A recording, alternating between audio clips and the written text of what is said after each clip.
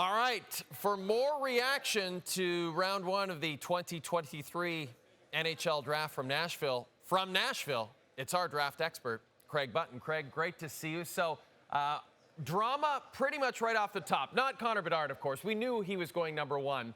But at number two, so much talk about Adam Fantilli going to the Ducks at 2. Instead, Pat Verbeek says, no, I want Leo Carlsson to be my center of the future. Do you like the move from Verbeek at number 2 to take Carlsson over Fantilli? Yeah, I like the move, and I would have liked the move if he took Fantilli. You're looking at two centers that are elite offensive centers, different types of players. Leo Carlsson is more along the playmaking lines, much like Nicholas Backstrom of the Washington Capitals. Fantilli plays more of a speed game and that frenetic pace like Nathan MacKinnon. But when you're selecting a player, it's not just that pick. It's how that player fits into your team, how he fits into other parts of your team with the players that you have, not only on your team but in your system. And so Pat Verbeek is looking at two very good players, maybe even more than that. But if we narrow it down to Carlsson and Fantilli, you're trying to weigh out what's best for our group of players. What do we see as fitting really nicely for our team going forward? And so you're going to have to make a decision. He made the decision on Carlsson. They're both top-end players, and it doesn't matter what I think or other people think. It matters what Pat Verbeek thinks, and he says that Leo Carlsson's the right guy for him.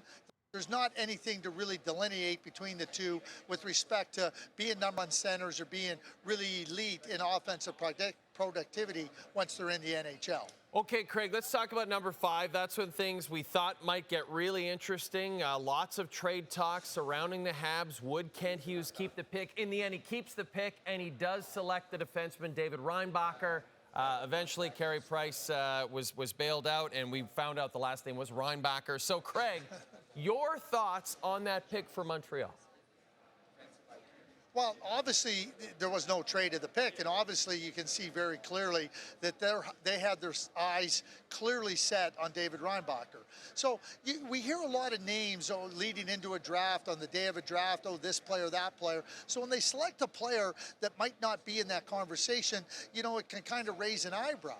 But for the Montreal Canadiens, they knew exactly who they wanted, and they know why they wanted him. So when you look at David Reinbacher, I see him as a really good, solid second pair defenseman. Now you might look at him and say, there's some offensive upside there, but I see him a lot like Adam Larsson.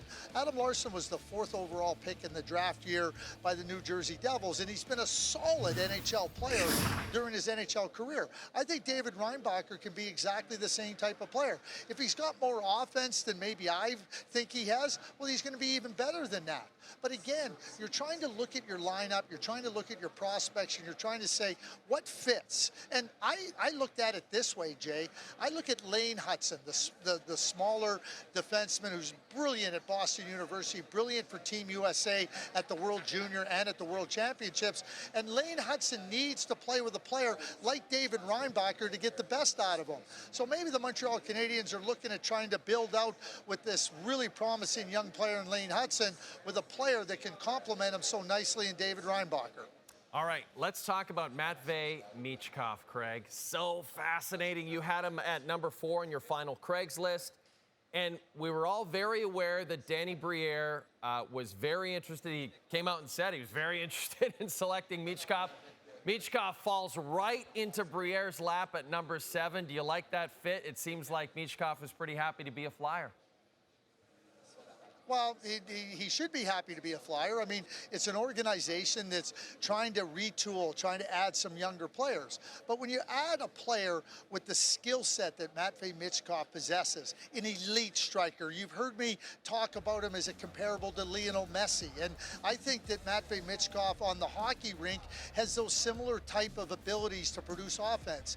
He's excellent at spotting opportunities. He's looking and probing all the time. and then he's got that quick strike ability, great hands, great finishing ability. The hardest thing to do in the National Hockey League is score goals, and arguably Matvei Michkov is the second best goal scorer in this draft after Connor Bedard.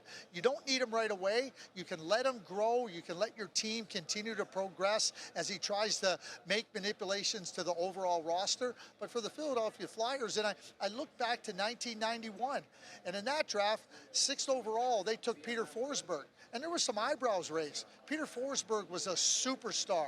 He was a difference maker, not for the Philadelphia Flyers, but for the Quebec Nordiques and then the Colorado Avalanche en route to a couple of Stanley Cups. Matvei Michkov, with that skill, he could be a really significant difference maker for the Philadelphia Flyers in the future. Let's talk Canadian teams, Craig. Leafs, Flames, Jets, Canucks. They all had a pick in the first round. Which of those picks stood out to you, Craig? Well, they all stand out for me for different reasons.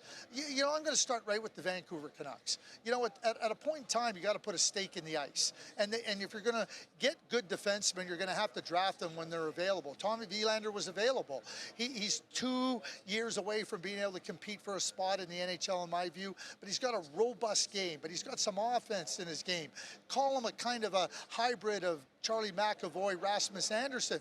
But if you want to become a better team, you got to get good defensemen into your program. And that's exactly what they did with Wielander.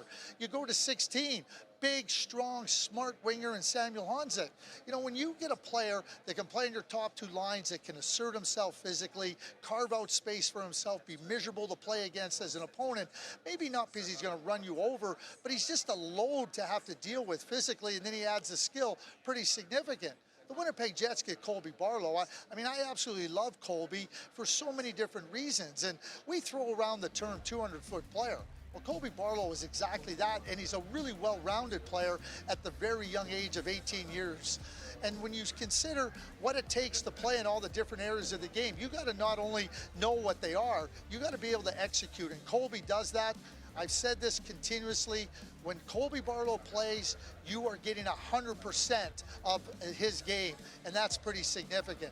And for the Toronto Maple Leafs, you know, you draft Easton Cowan. That's a pick for down the road. They're going to develop him. It's going to be 2, 3, maybe even 4 years' time. But anybody that plays for Dale Hunter in the London Knights is going to become a better player by just playing for him. And if you watch a 17-year-old player with the London Knights and you see how much he's used by Dale Hunter, it's not just that he's capable, it's also that Dale knows that he can trust him to execute. And Easton Cowan is a really competitive player, maybe in the mold of a Chandler Stevenson.